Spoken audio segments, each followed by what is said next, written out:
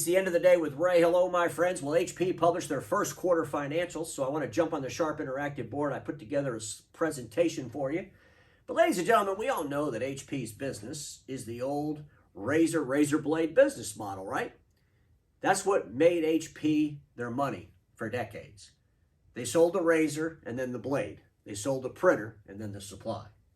And we all know that printing, well, it's dropping off a cliff.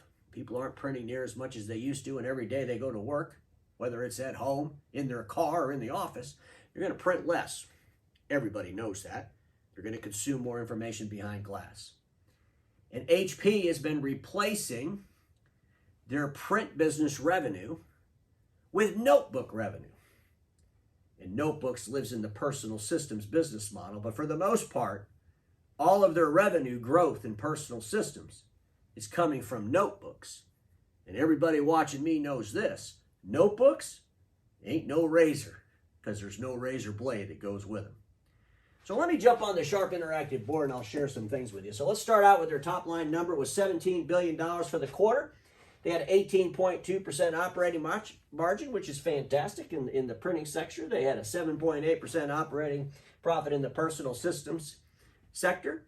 But we also know that we're in the highest inflation ever, okay? And prices are being raised. Doesn't necessarily mean costs are being raised with them. Some costs are, but prices are being raised, and a lot of corporations are able to take advantage of that. So let's look at their growth areas, because I wanted to look at HP's growth areas, because they describe this every time they do their quarterly results. They talk about their growth areas. And this is a chart that was in their financials. And over here on the right, I put the printing recap and then the personal systems recap side by side so we can kind of compare these. So I wanted to look at their growth areas and then go look at the real numbers and see how they relate to what HP's talking about or their aspirations. So here we go. Peripherals, 40% revenue growth across HyperX and HP branded peripherals, leading with cutting-edge innovation, including the HyperX Cloud Alpha wireless headset with up to 300 hours of battery life. That's fantastic. How many are they selling? Ladies and gentlemen, if you look at the personal systems, which is where the peripheral business will sit, right? Well, is the peripheral business, the 300 hours of battery life in the headsets, that's got to be in the other category, right? Let me get my Sharp Interactive board working here so we can kind of circle some stuff. Because if they're talking about the 40% growth in the HyperX, I'm thinking it's in the other, which represents 4% of their revenue in that division, right? It's 4% of the revenue. So I hope it's going to grow. When you start at zero, it's easy to grow, right? Gaming, 20% revenue growth in personal systems gaming. Again, gaming. Gaming, that's got to be in the other, right? In the 4% of the revenue. So when you start at zero, hopefully you can grow. But how profitable is that?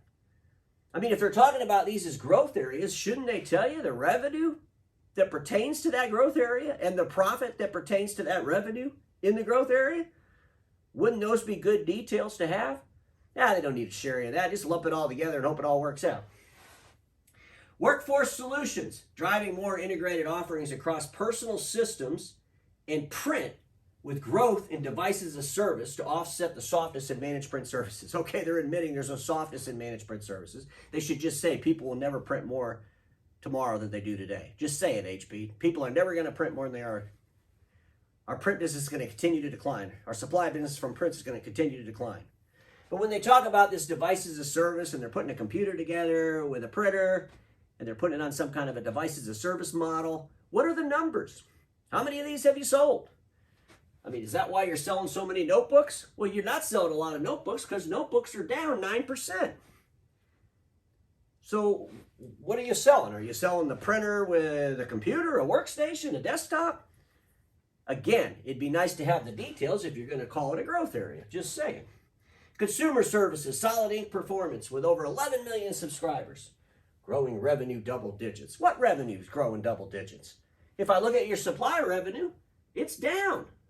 You're down. Supplies for printer down 2%. So what do you mean it's growing? What's growing? The revenue of subscriptions is growing. Wouldn't it be nice if we knew what the average subscription was? How many are active or inactive? If you're going to call it a growth area, maybe you should give the details.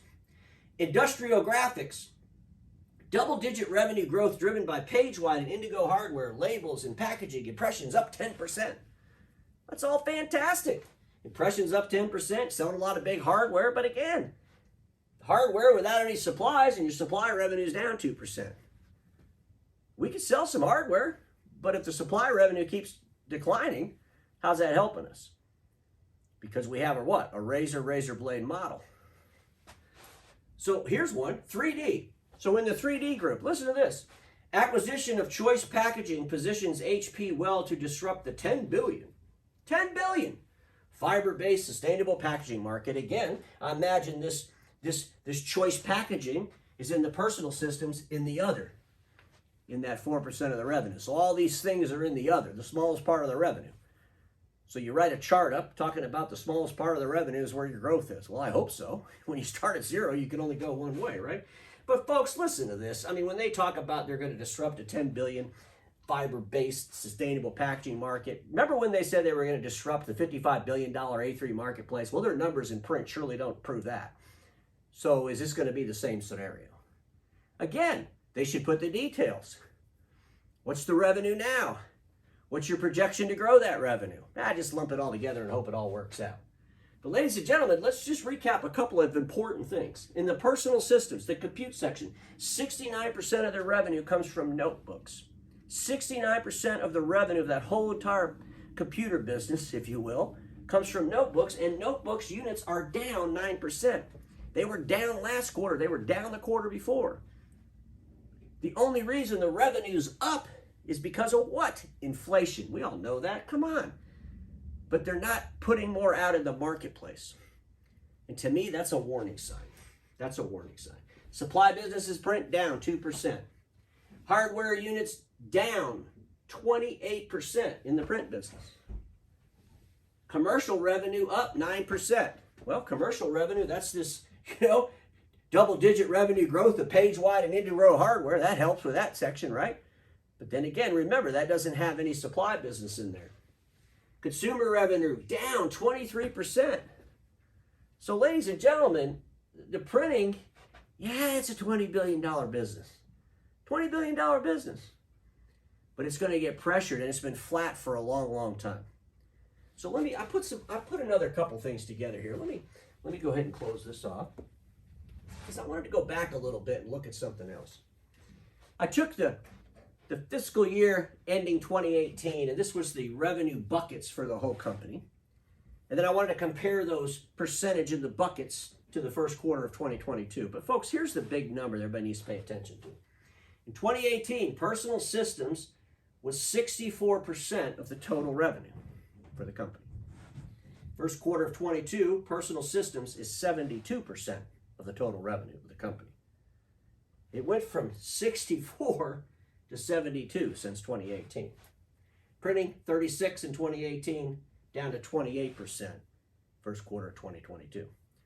And so these are numbers to watch, because it's great that you're replacing the print revenue with notebook revenue. But notebook revenue is not going to carry the margins. You might be getting away with some good margins right now because of the supply chain issues and inflation. But sooner or later, those things are going to get resolved. And when they get resolved, you're going to get spanked really hard with competition.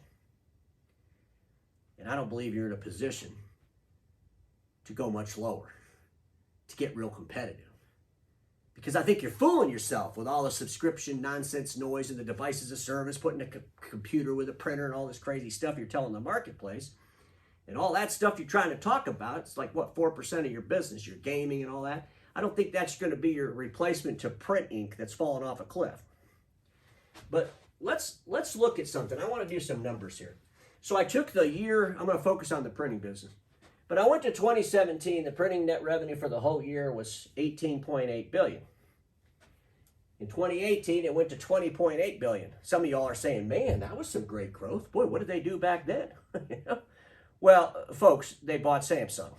So we all remember they bought Samsung, and Samsung's numbers in 2015, by the way, were $1.8 billion, okay?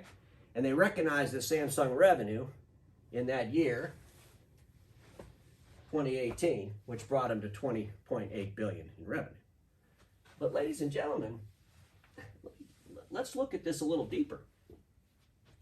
If you go back to 2019, they were 20.1 billion. 2019, before we had all the virus shutdowns, right? All the disasters we're all facing. 2020 was a train wreck for everybody, right? 2021, the year that they just ended, 2021, they were 20.1 billion. They were the same amount of money as they were in 2019. And some of you would say, well, that's fantastic. They kept their revenue the same as they were before the pandemic. The problem is HP is the biggest in the world regarding print. Okay? And when the biggest in the world is flat, that's a problem. I mean, you gotta admit that's a problem. They're not growing, you know? And I realize we're still having some issues with supplies and restraints and all these things, but do we really think that HP is gonna just blow past these numbers as prints really started to decline? Because the pandemic woke up the whole world. They don't need to print as much. But I wanted to go back to 2018. If you look at 2018, they were $20.8 billion in revenue. 2019, they were $20.1 billion in revenue. 2021, they were $20.1 billion in revenue. And in 2022, they're on target to be about $20 billion in revenue. So it's flat. And they're making up some revenue by what? Selling printers? Doesn't matter how many they sell. You can sell all the razors you want. When the people stop buying the blades, that's the problem. And notebooks is not going to replace the razor because there is no blades in notebooks. Just some things to think about, but I really wish HP would define the details of their growth strategy and not just throw all a bunch of hyperactive words together to try to make everybody feel good. When in all reality, the whole world knows that people are going to print less tomorrow than they did today, and that's going to impact HP in a big way. And the time will come. And their notebooks, well, quarter after quarter after quarter, they're delivering less.